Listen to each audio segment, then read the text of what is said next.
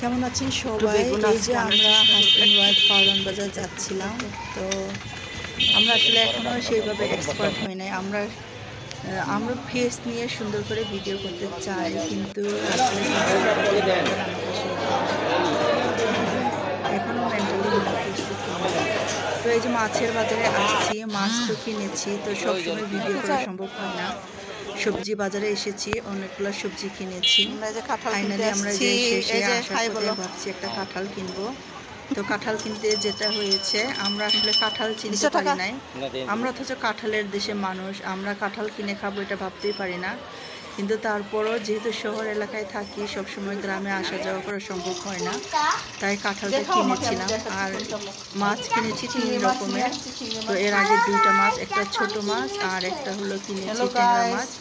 তো মানে যে নদীর না চাষের জানি না, সেই ট্যাংরা মাছের মতো দেখতে। তো ওইটা ধুয়ে রেখেছি। এখন ফাইনালি চিংড়ি মাছটা আমার হাজব্যান্ড ধুয়ে দিচ্ছে, তাই আমি ভিডিওটা করতে পারছি। আমি যেটা করেছি সেটা তো যে আমাকে কেউ ভিডিও করে দেয় না, তাই ভিডিও করা হয় নাই। তো চিংড়ি মাছটা ধুয়ে নিচ্ছি, দেখতেও ভালো লাগছিল। আর আমার ছোট মেয়েটাও সাহায্য করছিল, মানে সাহায্য কি, চিংড়ি পরিষ্কার করা হচ্ছে, চিংড়ি মাছ ধুয়ে দেওয়া হচ্ছে। তো ওর খুব ভালো লাগছিল। এটা যেহেতু মেয়েদের পছন্দের একটা চিংড়ি মাছ, আর চিংড়ি মাছ থাকলে যেটা হয় যে কোনো কিছু দিয়ে কিন্তু রান্না করা যায়।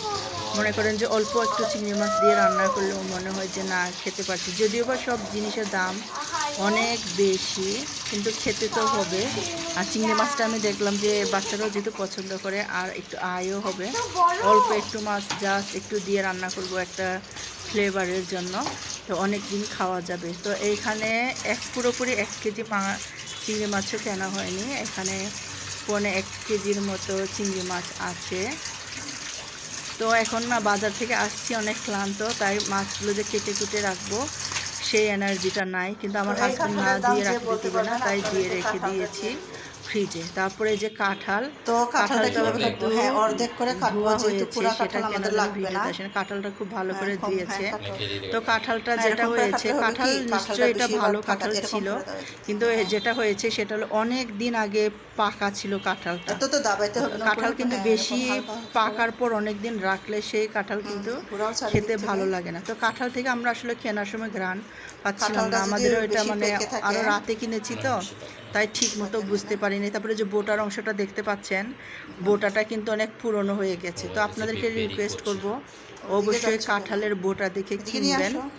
আর বেশি পেকে গেছে, অনেক দিন আগে পাকা আছে এরকম আসলে কাঁঠাল না কিনে দিলে, এখন যে সিজন, আমরা যদি কাঁচা কাঁঠাল কিনে নিয়ে এসে ঘরে মানে বাসায় নিয়ে এসে পাকাই খাওয়া যেত, তাহলে সেটা অনেক ভালো হতো। আর বাসায় আনার পর কাঁঠাল পাকতে কিন্তু বেশি সময় লাগে না, আর গরমে কিন্তু কাঁঠাল খুব তাড়াতাড়ি পেকে যায়। তো যেদিনে যে কিনেছি বৃহস্পতিবার সন্ধ্যার দিকে, তো সেদিন কিন্তু একটা মেঘলা ছিল, ঠান্ডা দিন ছিল। তো ঠান্ডা দিনে কাঁঠাল খাবো সেই জন্য এটা আশা করে কিনেছিলাম। কিন্তু কাঁঠালটা ভালো ছিল, কিন্তু বেশি পেকে গেলে সেই ভালো কাঁঠাল কিন্তু আর ভালো থাকে না। তো এটাও এরকম হয়েছে, মানে খেয়ে আমরা কেউ মজা পাইনি, মানে একদম হতাশ হয়েছি। কাটার পর আমরা 2 ভাগ করেছিলাম, আমরা ভেবেছিলাম 1 ভাগ আজকে খাবো আর 1 ভাগটা আরেক দিন খাবো, কারণ বাচ্চারা তো কাঁঠাল খেতে চায় না, আর আমরাও একটু কম করেই খেতে চাই, কারণ বয়স হয়ে গেছে। কাঁঠাল একটু রসালো জিনিস না, খেলে শরীরটা অনেক ভারী হয়ে যায়। খেতে ভালো লাগে, চাইলে আমি এরকম একটা কাঁঠাল একাই খেতে পারতাম, কিন্তু খেয়ে এখন শরীরটা সেভাবে নিতে পারে না, তাই 2 ভাগ করেছিলাম। কিন্তু শেষ পর্যন্ত কাঁঠালের যে চেহারা দেখলাম, পুরোটাই আমরা পরে কিন্তু পুরো খোয়াগুলোই বের করে নিয়েছি। অর্ধেক যেটা রাখবো ভেবেছিলাম, রাখা হয়নি। কাঁঠালটা খেতে খুব শান্তি পেয়েছি, এটা বলবো না, খাওয়া গেছে কিন্তু ভালো লাগেনি। সত্যি যে একটা ফ্রেশ জিনিস খাওয়ার যে একটা মজা আনন্দ, সেটা কিন্তু পাইনি। তো কি করব, এটাই মানে কপালে ছিল। অবশ্যই দেখে শুনে কাঁঠালগুলো কিনে খাবেন। যারা বিক্রি করে তারাও অনেক কষ্ট করে, তাদেরও একটা ইয়া হয়, আমাদেরও হয়। তারপরেও টাকা দিয়ে জিনিস কেনার পর ভালো না হলে কিন্তু অনেক খারাপ লাগে। তো সর্বোপরি খাওয়া গেছে, এটাই একটা সান্ত্বনা।